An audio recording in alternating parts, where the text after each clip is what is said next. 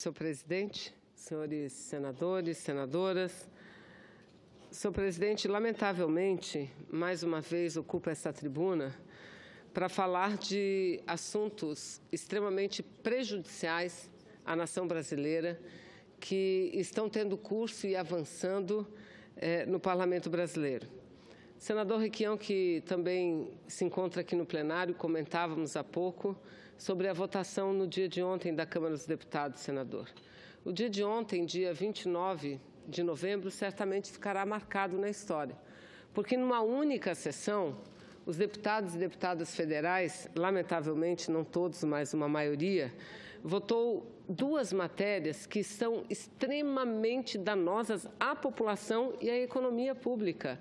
E são matérias que, inclusive, senadora Simone, tiram a máscara daqueles que dizem ser necessário, por exemplo, fazer uma reforma da Previdência, porque os cofres públicos não suportam mais pagar previdência social para os trabalhadores brasileiros.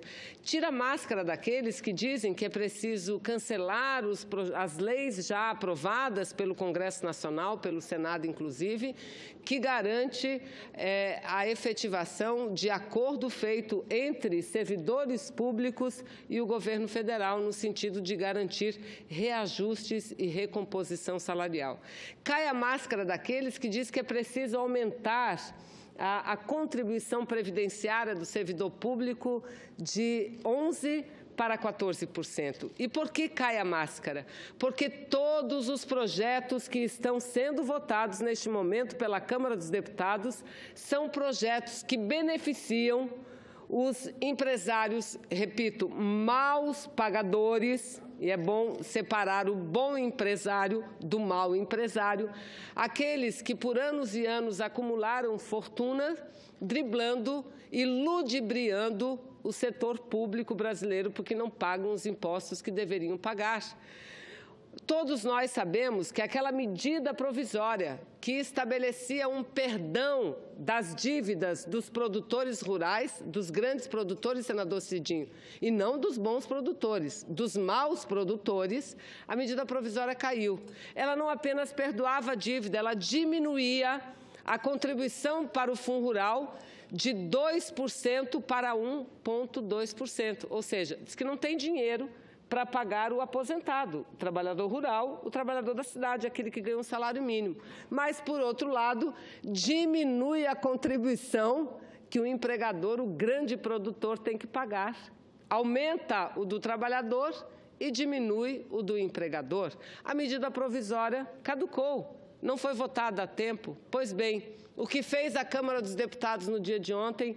Aprovou a urgência um projeto de lei igual à medida provisória em todos os seus aspectos e piora ainda mais, porque amplia o perdão, inclusive para dívidas futuras.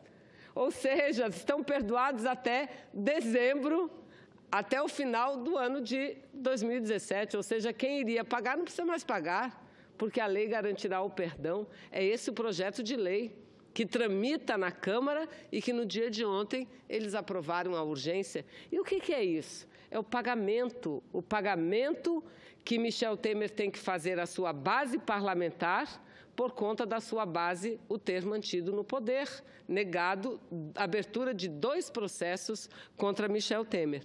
Mas não para por aí não, senhores senadores. No dia de ontem, a Câmara dos Deputados, por 208 votos contra 184, votou o principal da medida provisória 795, que é a medida provisória do Repetro.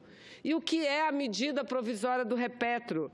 É aquela que concede às petroleiras estrangeiras vencedoras do último leilão do petróleo, concede isenção fiscal, isenção tributária, isenção de imposto de importação, isenção de IPI, isenção de PIS, PASEP sobre importação, isenção de COFINS sobre importação.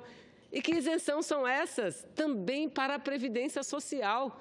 Tira dinheiro da Previdência Social e quer dizer que a Previdência Social é deficitária. Ora, senhores senadores, é zombar da inteligência do povo brasileiro e, sobretudo, dos parlamentares.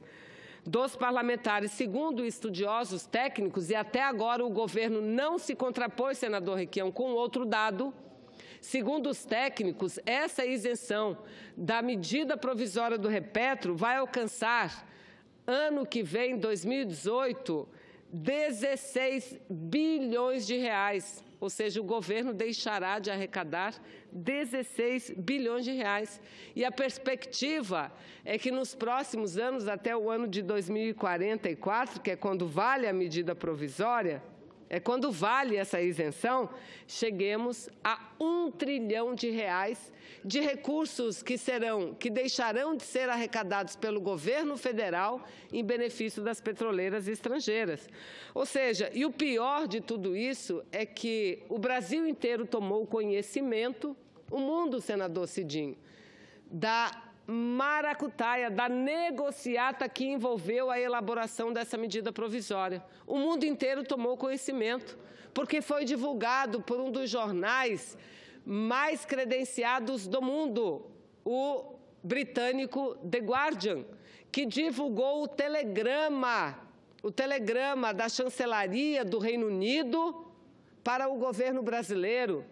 Um telegrama que defendia a Shell, que defendia a British Petroleum, dizia: vamos atuar nesse leilão, mas precisamos de duas coisas: da diminuição de tributos e da revisão da lei do conteúdo nacional. Esse é o maior escândalo dos últimos tempos. Repito, 1 trilhão, senhoras e senhores, 1 trilhão de reais numa negociata que o governo brasileiro vai deixar de arrecadar. E em que momento? No momento onde cresce o desemprego, no momento onde eles retiram os direitos dos trabalhadores e das trabalhadoras, no momento em que querem fazer uma reforma previdenciária draconiana. É isso que nós estamos vendo acontecer no Brasil. E vejam, essa medida ela é tão perversa, mas tão perversa, a medida provisória do Repetro, que além de retirar somente ano que vem dos cofres públicos 16 bilhões de reais, ela destrói a política de conteúdo nacional, que já está sendo flexibilizada, senador Requião. Ela destrói a política de conteúdo nacional, porque ela favorece, ela favorece a importação. Então, destrói a política de conteúdo nacional e destrói a nossa perspectiva de desenvolvimento tecnológico. Ora, e a justificativa deles qual é? A justificativa não é que agora o Brasil vai entrar no cenário mundial da produção de petróleo. O Brasil entrou no cenário mundial da produção de petróleo quando descobriu o pré-sal. Uma ação da Petrobras, exclusivamente da Petrobras. O Brasil entrou no campo mundial da produção dos países produtores de petróleo quando a Petrobras descobriu e desenvolveu a melhor técnica de exploração em águas profundas. Aí que o Brasil entrou. Agora estão tirando o Brasil para colocar as gigantes do petróleo, as multinacionais, a Shell, a Exxon, a British Petroleum. É isso que eles estão fazendo, dando a nossa riqueza, tirando empregos do povo brasileiro. A estimativa também é que essa medida retirará 1 milhão de novos empregos. E quem diria, senador Requião, na época do impeachment ele subia daqui: é o desemprego que nós temos que combater, é o desemprego que nós temos que combater. O povo não é bobo. O Senado não pode aceitar de forma pacífica aquilo que a Câmara dos Deputados está votando. Não pode. O Senado não pode aceitar isso. E o senador Requião lembrou outra coisa. Além disso tudo, o governo atua para o desequilíbrio ambiental. Nós estivemos participando da COP na Alemanha e a maior crítica que o Brasil recebia era por conta dessa medida provisória 795. Por quê? Porque é uma medida provisória que incentiva a geração de energia suja. Nós deveríamos estar incentivando no Brasil, abrindo mão de tributos para o desenvolvimento da energia eólica, para o desenvolvimento da energia solar e para a geração de tecnologia nacional com geração de emprego. Não, o governo abre mão disso para incentivar a produção de petróleo. e desenvolvida por empresas transnacionais. Tanto que, chamado às falas, o que o ministro do Meio Ambiente falou na Alemanha, está gravado, está escrito, todos os jornais do Brasil reproduziram. O ministro Sarney Filho disse ser contra essa medida e que tinha certeza que essa medida não passaria no Congresso Nacional, não apenas por ser danosa à economia, mas por ser um desastre no campo ambiental, um desastre. Então, senhor presidente, eu agradeço a benevolência de Vossa Excelência e já encaminho para o encerramento, dizendo o seguinte: nós vamos lutar muito. A votação ainda não acabou na Câmara dos Deputados, não acabou.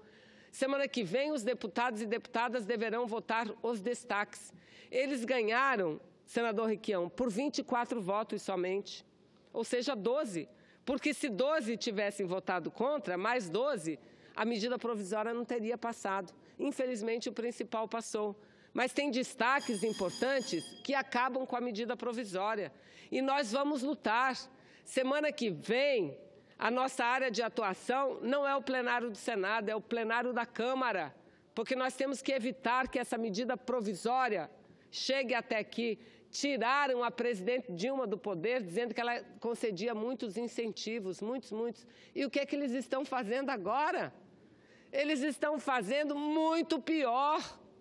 Muito, porque a presidente fazia no sentido de gerar emprego, de gerar renda. Agora não.